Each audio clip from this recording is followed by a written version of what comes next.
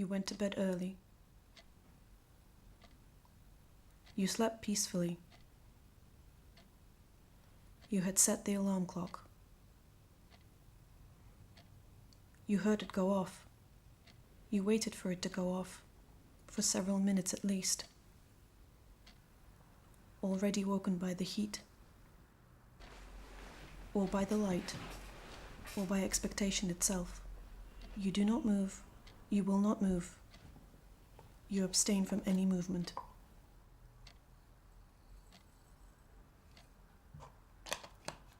You role-play in your mind. A conscientious double, perhaps. He wakes early, washes, has a full breakfast, walks down the stairs, meets the arriving bus, modestly arrives on time. Your seat remains vacant. You will not finish your degree. You will never start your master's. You will study no more. You make, as you do every day, a cup of Nescafe. You don't wash. You hardly bother to dress. One friend will climb the 6 flights of stairs that lead to your room. You will let him knock at your door. Wait. Knock again, a little louder. Wait again. Knock gently. Call your name quietly. Hesitate. Then stomp back down again. Others came, the day after that. Knocked, waited, and called to you. Slipped you messages. You stay lying on your narrow bench, your hands crossed behind your back, your knees up. You don't want to see anyone, or to talk, or to think, nor to go out, or move. It is on a day like this one, a little later, a little earlier, that you discover, without surprise, that you don't know how to live, and that you never will know. You are sitting, wedged between the bed and the bookshelf, with a book opened on your lap. You stopped reading it long ago. Something has broken. You no longer feel something which until then fortified you. The feeling of your existence, the impression of belonging to, or being in the world, is starting to slip away from you. Your past, your present, and your future merge into one. They are now just the heaviness of your limbs.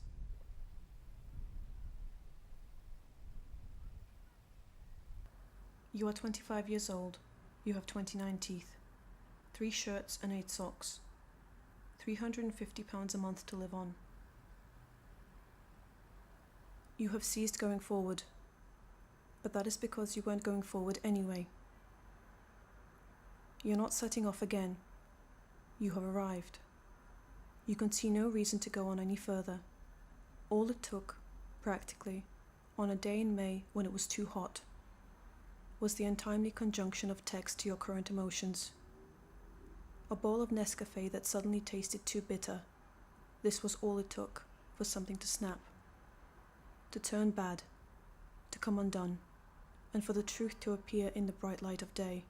You have no desire to carry on. Your memory is slowly penetrated by oblivion. Your room is the center of the world. All you really need is your sleep, your own silence, your stillness, the rising and falling of your ribcage, evidence of your continuing and patient existence. To want nothing, to waste your time. You are alone, and because you are alone, you must never look to see what time it is. You often play solitaire all by yourself. You rarely succeed. Slowly, the game starts to take shape. Constraints begin to appear. Possibilities come to light. You cheat sometimes, a little, rarely, increasingly rarely. Winning doesn't matter to you. For what would winning mean to you anyway? You survive, without joy and without sadness, without a future and without a past. Just like that, simply, self-evidently, like a fly or a mollusk, like a tree, like a rat.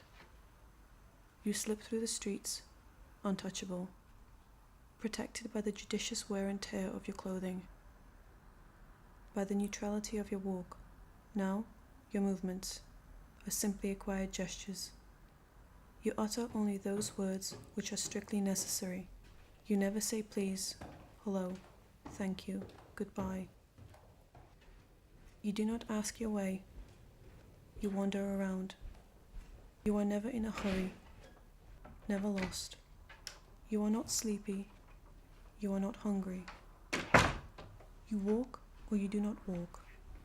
You sleep or you do not sleep. Each day is made up of silence and noise, of light and blackness, layers, expectations, shivers, searching for emptiness, running from it. You are attracted by water, but also by stone, by darkness, but also by light, by warmth, but also by cold. All that exists is your walking. Now you are the nameless master of the world, the one on whom history has lost its hold, the one who no longer feels the rain falling, who does not see the approach of night. You are inaccessible, like a tree, like a window, like a rat.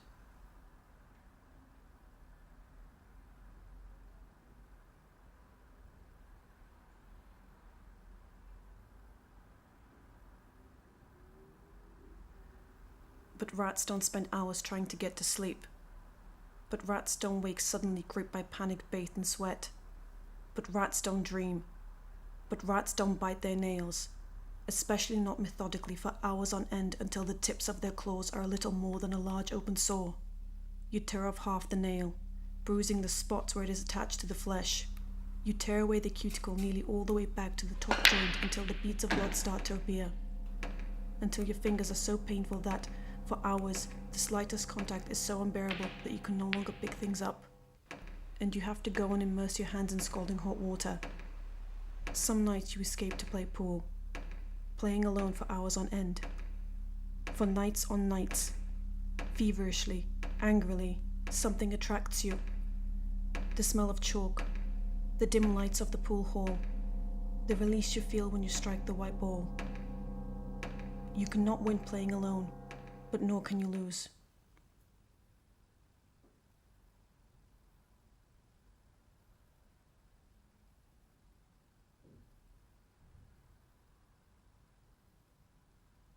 You drift around the streets.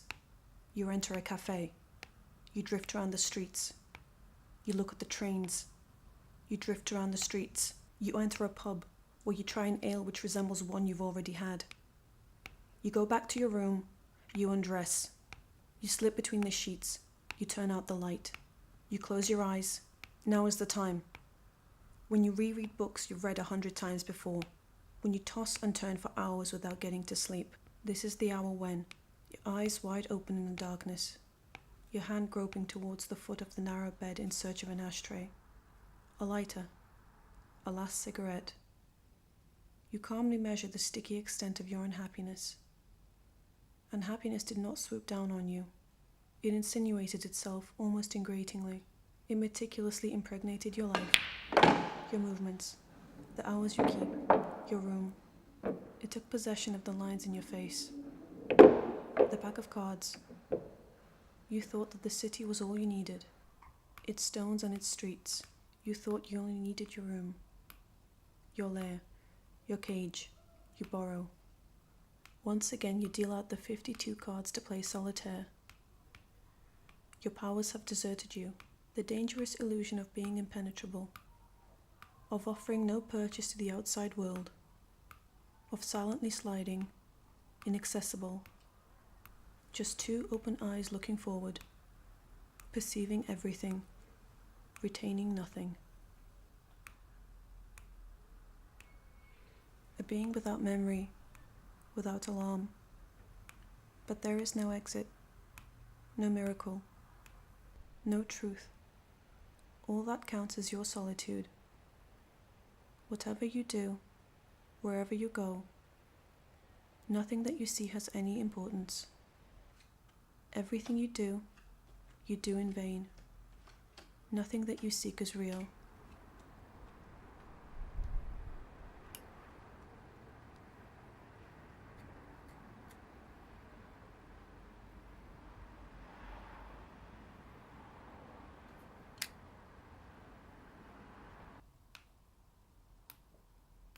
You stopped speaking, and only silence replied. Now you live in dread of silence. But are you not the most silent of all?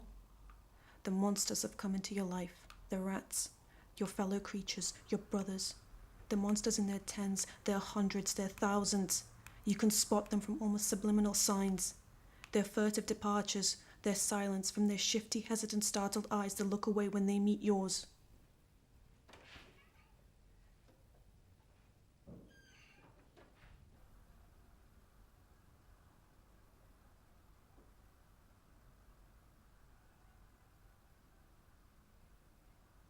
You rub shoulders with them, you walk with them, you make your way amongst them. The sleepwalkers, the old men, the drunkards. They came to you, they grabbed you by the arm, as if because you're a stranger lost in your own city you could only meet other strangers. As if because you are alone you had to watch as all the other loners swoop down on you. Those who never speak, those who talk to themselves. The old lunatics, the old lushes, the exiles. The monsters with their big families, with their monster children and monster dogs. The thousands of monsters caught at the traffic lights. The yapping females of the monsters with mustaches and waistcoats and braces, the monsters tipped out by the coachload in front of the hideous monuments, the monsters in their Sunday best, the monster crowned. You drift around, but the crowd no longer carries you, the night no longer protects you. Still you walk on, ever onwards, untiring, immortal. You wander through the ghost town, scaffolding, abandoned, gutted apartment blocks. Bridges adrift in the fog and the rain. Sad city, sad lights in the sad streets. Like a prisoner, like a madman in his cell. Like a rat looking for a way out of his maze. Now you have run out of hiding places.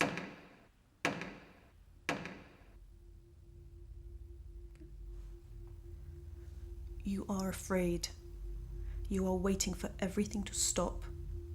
The rain, the hours, the stream of traffic, life, people, the world.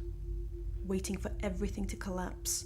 Walls, towers, floors and ceilings, men and women, old people and children, dogs, horses, birds, to fall to the ground, paralyzed, plague-ridden, epileptic, waiting for the marble to crumble away, for the wood to turn to pulp, for the houses to collapse noiselessly, for the autumn rains to dissolve the paintwork, wash away the newspaper ink, waiting for the fire without flames to consume the stairs, waiting for the streets to subside and split down the middle to reveal the gaping labyrinth of the sewers, waiting for the rust and mist to invade the city. You are not dead, and you're no wiser. You have not exposed your eyes to the sun's burning rays. You have learnt nothing, except that solitude teaches you nothing, except that indifference teaches you nothing. You were alone, and you wanted to burn the bridges between you and the world. But you are such a negligible speck, and the world is such a big world. To walk a few kilometers past shop fronts, parks and embankments, perhaps for a long time yet, you could continue to lie to yourself, deadening your senses. But the game is over. The world has stirred and you have not changed. Indifference has not made you any different. You are not dead. You have not gone mad. There is no curse hanging over you. There is no tribulation in store for you. No one is condemning you, and you have committed no offense. Time which sees everything has provided the solution despite yourself. Time that knows the answer has continued to flow. It is on a day like this one, a little later, a little earlier, that everything starts again, that everything starts, that everything continues. Stop talking like a man in a dream. Look! Look at them. They are thousands upon thousands, posted like silent sentinels by the river along the embankments. All over the rain-washed pavements of the town, mortal men fixed in ocean reveries, waiting for the sea spray, for the breaking waves, for the raucous cries of the seabirds. No, you are not the nameless master of the world, the one on whom history had lost its hold, the one who no longer felt the rain falling, who did not see the approach of night, You are no longer inaccessible, the limpid, the transparent one. You are afraid. You are waiting.